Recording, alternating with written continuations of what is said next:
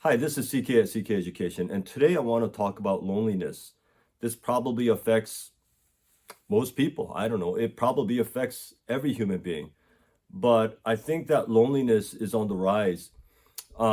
This has been something that I've been saying for many, many years to friends and family, and you know, I remember when the internet and social media and Facebook, when these things were first coming into being, I remember people saying, "Oh, it's going to be easier now than ever to stay in touch with friends and make more friends, and it's going to decrease the loneliness, and people won't be as lonely, and they'll have more friends and all this stuff." And I never thought that.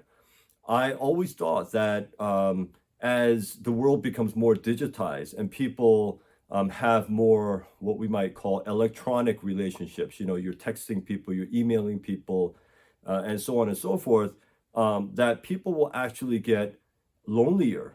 When you turn off the TV, when you turn off the iPad, when you turn off the computer, when you turn off your phone, people find themselves lonely. They're back in their own room and they have no deep connections to people. They don't have deep relationships, close, real, trusting relationships. They have a lot of acquaintances. They have a lot of followers. They have a lot of views, but that has nothing to do with how lonely people get. I just want to read something here that I read recently. It says here, this is Cigna. Cigna is a big company. And it says, this is from CNBC. This is fairly recent, just about a year old. And it says, loneliness is on the rise and younger workers and social media users feel it most, Cigna survey finds.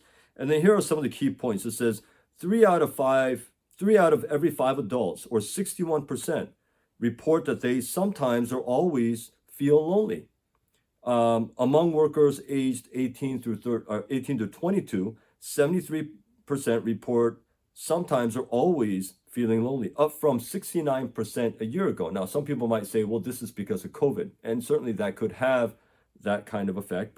And then it says, there is a greater feeling of loneliness among people who use social media more frequently. And when I scroll down a little bit, it says that one reason why younger people may feel more isolated may be their greater tendency to use social media. The study found an increasing correlation between social media usage and feelings of loneliness. 7 out of 10 heavy social media users, 71%, reported feelings of loneliness, up from 53% a year ago. Now, let me just put this aside and let me just talk about this a little bit. When it comes to data and polling and surveys and things like this, I'm not a huge fan. I am a fan of data. I certainly am about data and understanding science and data. But sometimes the media makes it sound like certain surveys or certain data, certain polling information is absolute. Like this is it. And when people read these kind of things, I think they make the mistake of mixing confusing correlation with causation. Just for example, they said that people who use a lot of social media tend to be very lonely. So does that mean that if you start using social media that you'll become lonely? Or does it mean that lonely people use a lot of social media? The lonelier people are, the more social media they use. It makes it sound like the former is correct. It makes it sound like when you read that the more social media you use, the lonelier you get. I don't think that's necessarily the case. Look, a lot of these findings, and just in the last 20 years, 25 years, in my career and in reading information and things like this, I find that this is a big mistake a lot of people make. They sort of they sort of ignore common sense of what they readily see around them, and they read something like this, and they sort of get this understanding of something that's not complete. You probably know as well as I do that in the real world, in the world that you and I live, in everyday life, and even in your own life, just common sense tells us that when people are lonely, they're going to look for something to do. Now, some people get lonely and they just do nothing, right? Some people get lonely and they get utterly depressed and they don't want to wake up, they don't want to do anything. But most I don't want to say most, but other people who get lonely, they try to make up that loneliness. They try to cover it up. They try to fill it with something. They try to get rid of their loneliness. And one of the things that a lot of people do in today's world is, since media and the internet, social media is so available, they go to their phones, they go to their computers, they go to their laptops, their iPads, or whatever, and they look and they watch YouTube videos. And whenever I talk to students, and this is my 13th year teaching students, high school students, and so for those of you who know what I do, you know what I do, and I ask them all the time, when we're having small talk, what did you do? And or I didn't finish my homework last night, I'm really tired. What did you do? Well, I was up until 2 o'clock watching Netflix or Hulu, or I was watching YouTube. Or people are just stuck on social media. Does that mean that they are necessarily lonely? Not necessarily. Maybe they really like the show. But I would say that as people get lonelier, and the lonelier people are, they look for something to sort of cover that loneliness up. And instead of trying to find the root cause of that and trying to find real relationships and deep relationships, the easy thing is just turn on the phone, turn on the iPad, turn on the laptop, turn on the computer, and just watch YouTube or just watch whatever. Okay. So I think that in everyday life, I think that you would agree with me that it's not that a lot of social media usage produces loneliness. I think it's more that lonely people resort to that as a fix, a temporary fix. But loneliness is part of life. I want us to understand there's nothing wrong innately with feeling lonely. Now, if you're feeling lonely all the time, if you're feeling extremely lonely, if you're feeling loneliness to the point where you're getting depressed and anxiety and it's terrible and you can't function, that's a different level. But in just normal human living, I think loneliness is something that we all feel sometimes. And there's nothing wrong with that at all. We don't expect to feel 100% healthy physically all the time. Like I have a cold right now a little bit, and you can tell maybe by my voice, but that's normal. I don't look at that and freak out and say, well, what is happening to me? I got to go to the emergency room. Yeah, I've gotten sick before. I'm 49 years old. I've had a lot of colds in my life. There's nothing wrong with it. It's a normal part of living. And loneliness is like that. It's okay to be lonely sometimes. But the problem comes in when you have these long stretches, maybe years, and it's not so much the loneliness per se, it's the lack of real relationships in your life. And when I say relationships, I'm talking about deep, true, authentic relationships with other people and with God. It's funny because, okay, it's not funny. It's sad, actually. But some of the loneliest people that I've met are very, very religious people. They go to church, they go to the mosque, they go to the synagogues, they go to mass, they go to their, and they're very religious. They're very into what they do. They're full of activity, religious activity in their lives. And yet, when they get home, when they sort of breathe a sigh of relief from all the things that they've done, quote, for God, and they get home, they feel extremely lonely. What am I doing? And this is very interesting to me. Even Mother Teresa, the late Mother Teresa, in her writings, and I made a video about this before, but no one was as sacrificial as she was, and yet she felt this inner emptiness, this loneliness, this lack of God in her heart. You would think that someone like that would feel full of God's presence in their hearts and God's love. She just said, I don't know why I don't feel it. I don't feel his love. Now, I'm not pretending to know or judge her soul or her spirit, or I don't know her heart. All I can say is just from what I've read that, and I've seen a lot of people like this, that religious fervor and religious activity and being very busy in religious activities, that really has nothing to do with loneliness. Like I said, some of the loneliest people I met in my life are highly religious. And so I think that people mistake religious activity for an authentic, real love relationship with God.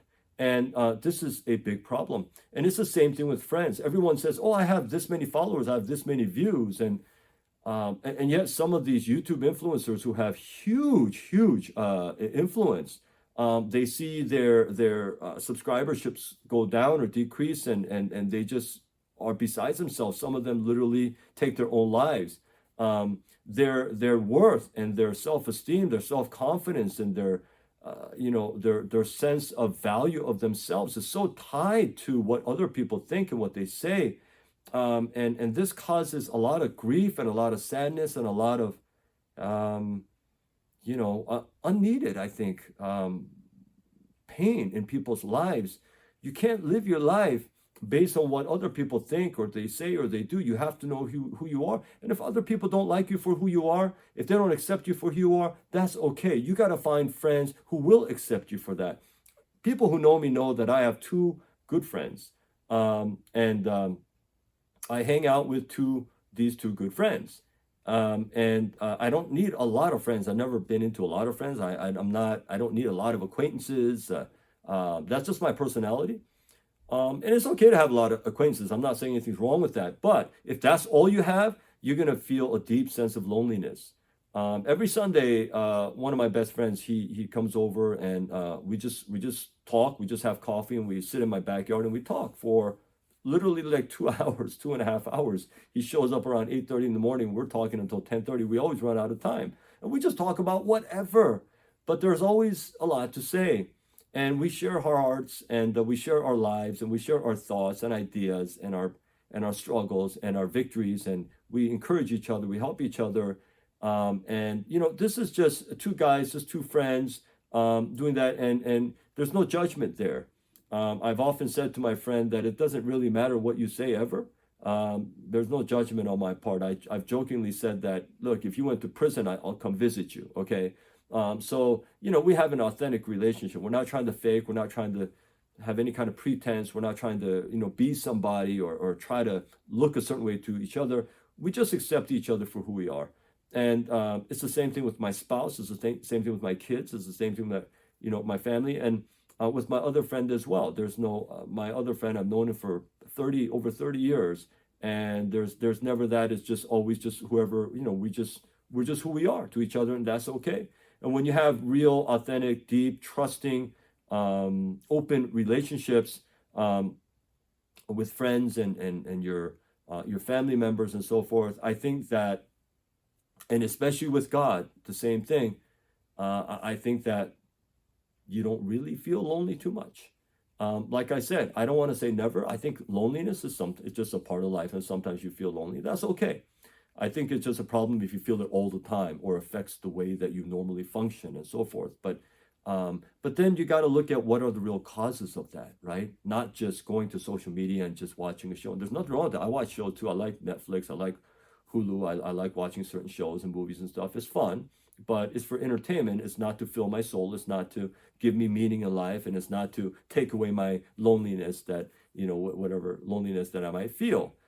So I think those is an important distinction. And so if you're feeling lonely, look at the relationships you might have. Look at the perspective that you have about yourself, about people. Are you trying to live your life impressing people? Are you trying to constantly try to do things to make other people happy?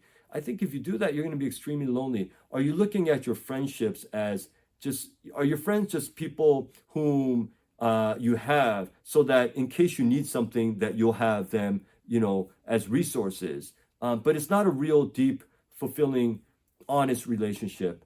Is your religious the part of your life? Is your religious activities, is it so high? Is it so busy? Are you so busy with that you're actually in your religious fervor neglecting your real and authentic relationship with God?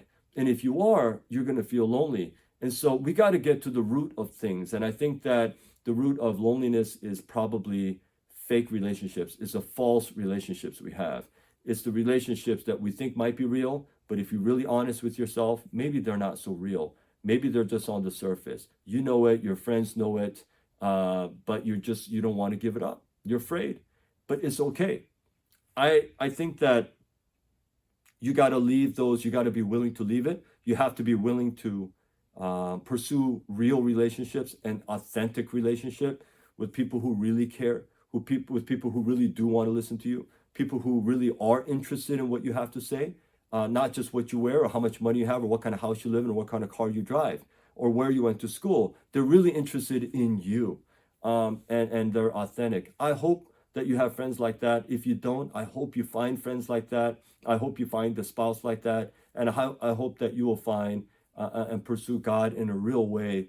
And when you pursue Him authentically, in a real way, in an honest way, He'll be found. But if you're just stuck in this religious, cycle, I think that is the danger is that you'll miss Him altogether. And so I just wanted to talk about this. I thought this was such an important topic, and one that I've seen and I've in many years of teaching, and also just dealing with families and just dealing with people, and so just wanted to share that. I hope that was helpful, and thanks so much for watching, and I hope to see you in my next video.